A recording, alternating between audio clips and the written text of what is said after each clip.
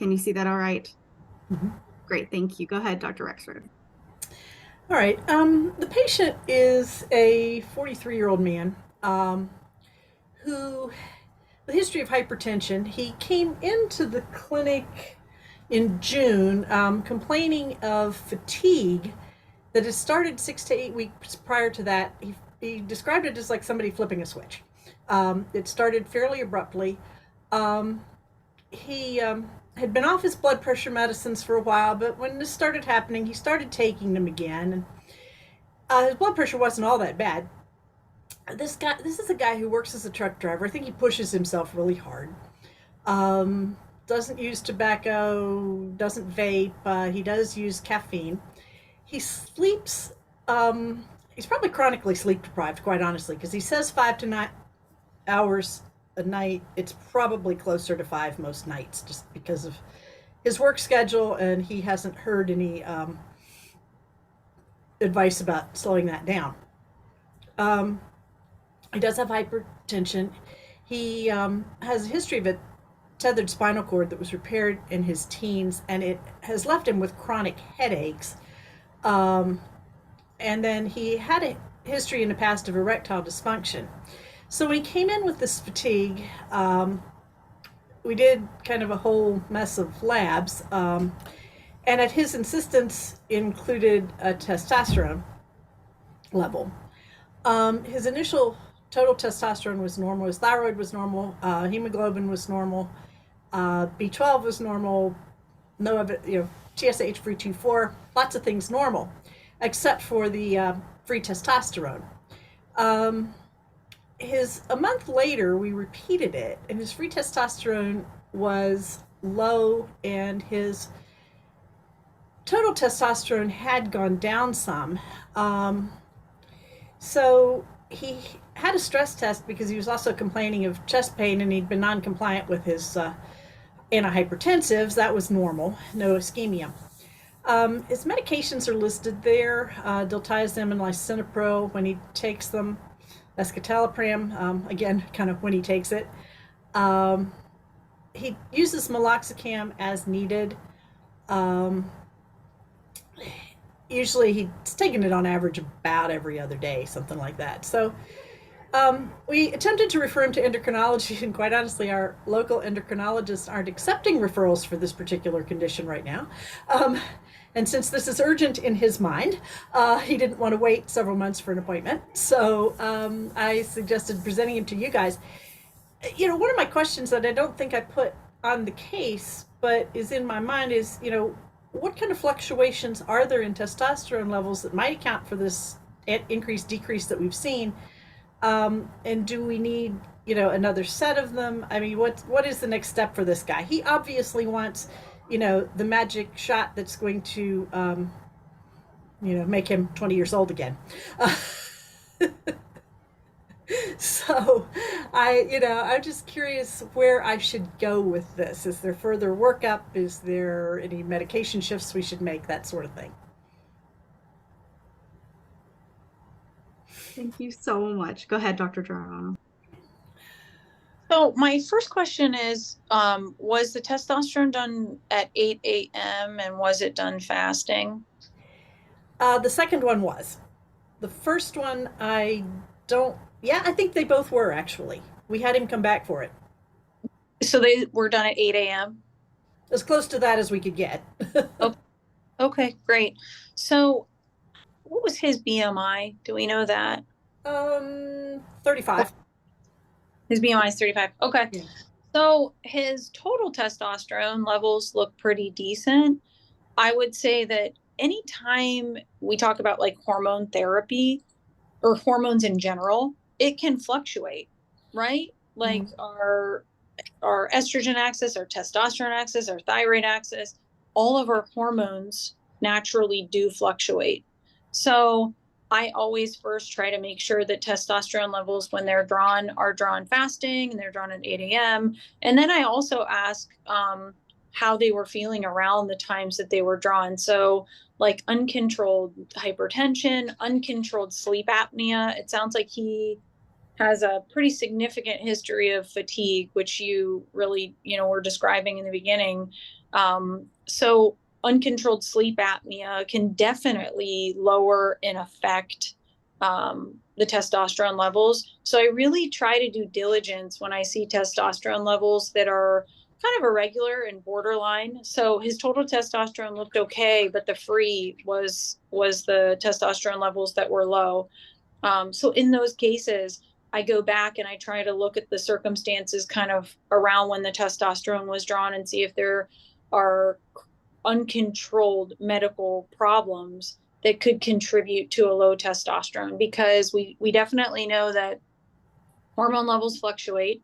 All hormone levels fluctuate. And if someone is sick or they have uncontrolled disease like hypertension, sleep apnea, that can in turn lower the testosterone levels, in which case we wouldn't give testosterone. We would just work towards controlling the sleep apnea, controlling the blood pressure, trying to control weight, uncontrolled conditions first, as opposed to treating testosterone. So I would kind of go back with him and say, if he did have uncontrolled, significant high blood pressure at the times they were drawn, I would ask him a history about sleep apnea and see if he's ever been screened. If he hasn't, that's something that we do.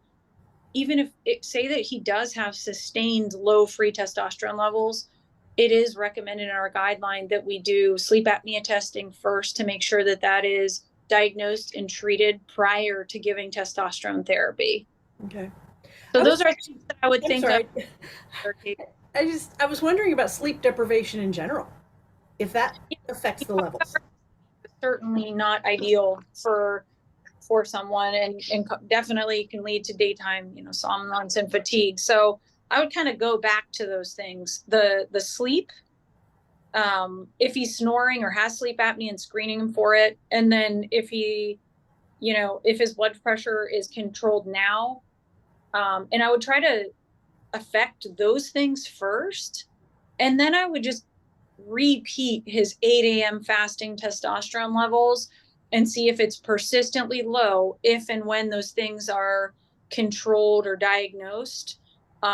Because yeah, your question is absolutely right. Our hormones do fluctuate, and when we're sick or have uncontrolled issues, the testosterone levels have been shown to go low. That's why we do not ever check them in the inpatient setting, because we expect them to be low, and we don't want to treat them when someone is acutely ill. The same with the thyroid. I mean, I know we get tangled up in that a lot. Somebody has an abnormal TSH in the hospital, and they come out and want us to treat it, and it's like, let's hold off. That's why I go back, because that's why I go back to the hormone axes. Yes, they do fluctuate, and it's only if it's persistent and sustained, and we know there's no other uncontrolled depression, anxiety, blood pressure, sleep apnea that's affecting that hormone axis. Because, committing someone to testosterone, it's got its risks in itself. And so I really do try to do diligence before I put a person on testosterone, in kind of digging up other things. And if it's persistent and their other medical problems are then controlled, sure. And I would have a conversation about if he still has these, symptoms and his free testosterone remains low, then I think that you could consider, but I think it's premature at this point. And if that is the case, I would also do FSH, LH testing along with the testosterone to kind of distinguish between primary and secondary hypogonadism. Okay. All right. Great. I think that answers it, because I'm, as I say, he's pushing me, because he wants the supplement, and it's just like, I think there's some things we need to do first. No, I think that your intuition is right. And testosterone is not a cure-all. I think it's like advertised a lot more. Just hormones in general are advertised a lot more. So the way that I try to manage it is, we don't want to create a void of like our medical profession not listening, so that patients are stranded and go to these hormone clinics. So I want them to feel, that they're being listened to and we're addressing it.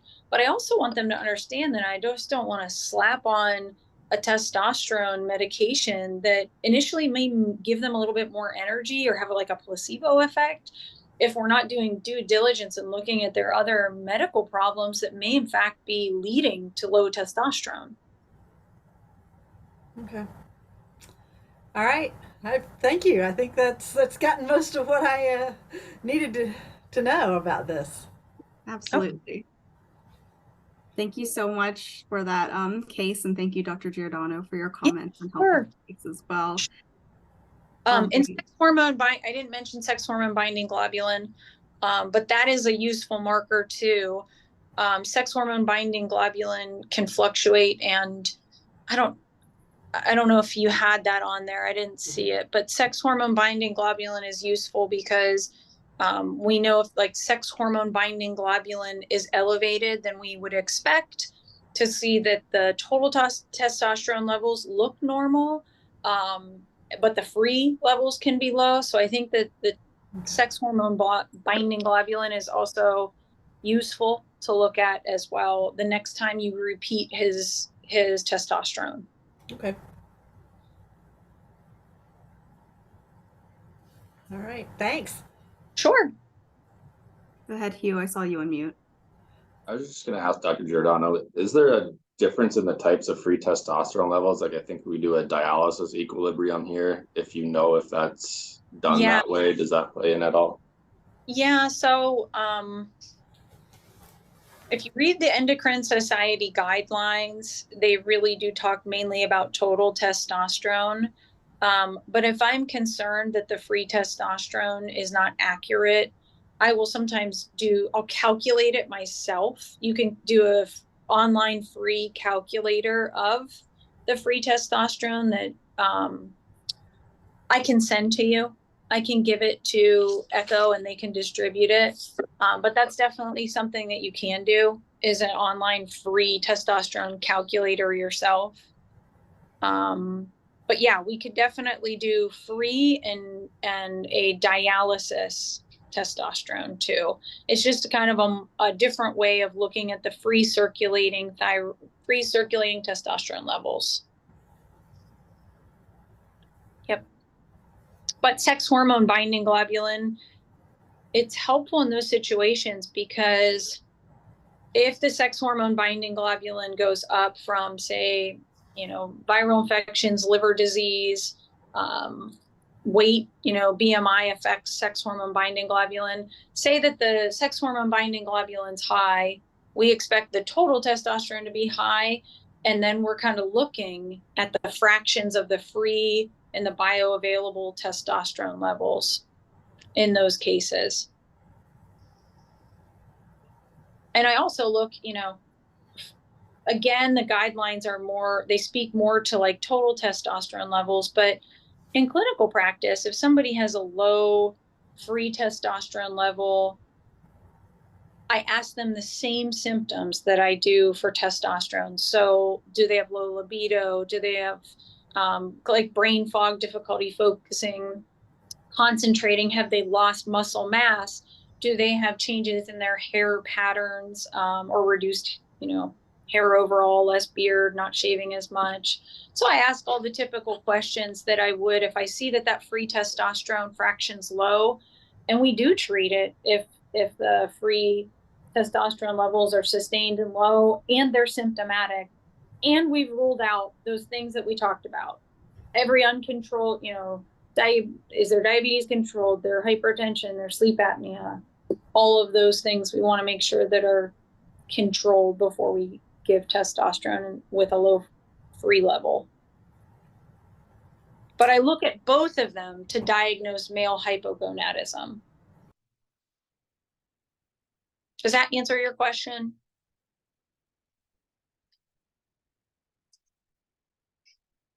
Yeah. Dr. Quinn, yeah, okay. He's saying yeah. Yes, sorry. It's okay. Excellent. Any other questions or further comments? I see you're joined us, Dr. Brainy. Thank you so much. We were just going over the case that we had sent you all for Dr. Rexroad. I guess just while we're on the topic of testosterone, we just talked in our clinic yesterday about the results of the TRAVERSE study, which was the cardiovascular safety of testosterone. So it turns out that in patients who are at risk for cardiovascular disease or have pre-existing cardiovascular disease, looks like there's not an increased risk of using testosterone in hypogonadal men. And in that study, they sort of targeted the lower normal range of 350 to 750 nanograms per deciliter of testosterone. So those results just came out this summer, but I think it makes us a little more comfortable about using testosterone replacement therapy in people who may be at risk for cardiovascular disease. Thanks, Hugh. We're just waiting for our presenter. I think she got hung up with a patient. Sure, she's in clinic and definitely, you know, running behind in clinic.